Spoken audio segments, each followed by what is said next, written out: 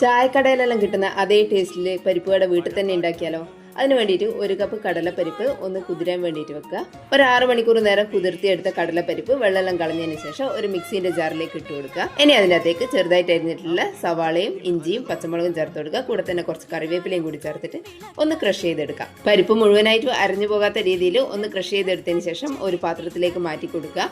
ഇനി ഇതിൻ്റെ അകത്തേക്ക് കുറച്ച് കറിവേപ്പിലയും കൂടി ഇടുക. ആവശ്യത്തിന് ഉപ്പിട്ട് കൊടുക്കുക. 2 ടീസ്പൂൺ ചില്ലി ഫ്ലേക്സ് ഇട്ട് കൊടുക്കുക. പിന്നെ ഒരു 1/2 ടീസ്പൂൺ പെരുംജീരകം പൊടിച്ചതും കൂടി ചേർത്ത് കൊടുക്കുക.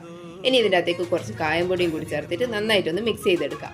കൈ വെച്ചിട്ട് തന്നെ ഒന്ന് കുഴച്ചെടുത്താൽ മതി. ഇനി അതിൻ്റെ അകത്ത് നിന്ന് കുറച്ചെടുക്കുക. എന്നിട്ട് ഒരു ഉരുളയാക്കുക. ഇനി ഈ ഉരുളയെ ഒന്ന് പ്രസ് ചെയ്തിട്ട് ഒരു പരിപ്പ് വടേൻ്റെ ഷേപ്പിലാക്കി എടുക്കാം. ഇനി ഇത് നന്നായിട്ട് ചൂടായ എണ്ണയിലേക്ക് ഓരോന്നായിട്ട് ഇട്ട് കൊടുക്കാം. ഒരു ഭാഗം ഒന്ന് കളർ മാറി വരുന്ന സമയത്ത് മറിച്ചിട്ട് കൊടുക്കാം. പിന്നെ കുറച്ച് സമയം കഴിഞ്ഞിട്ട് ഒന്ന് തിരിച്ചിട്ട് കൊടുക്കുക. പിന്നെയും അങ്ങനെ മാറി മാറി ചെയ്തിട്ട് 2 ഭാഗവും നന്നായിട്ട് കളർ മാറി മൊരിഞ്ഞ് വന്നു കഴിഞ്ഞാൽ എണ്ണേൻ്റെ അകത്ത് നിന്ന് കോരി മാറ്റാം. എളുപ്പത്തിൽ ഉണ്ടാക്കാൻ പറ്റിയ നല്ല ടേസ്റ്റി ആയിട്ടുള്ള പരിപ്പ് വട ഇതുപോലെ ഒന്ന് ഉണ്ടാക്കി നോക്കേ.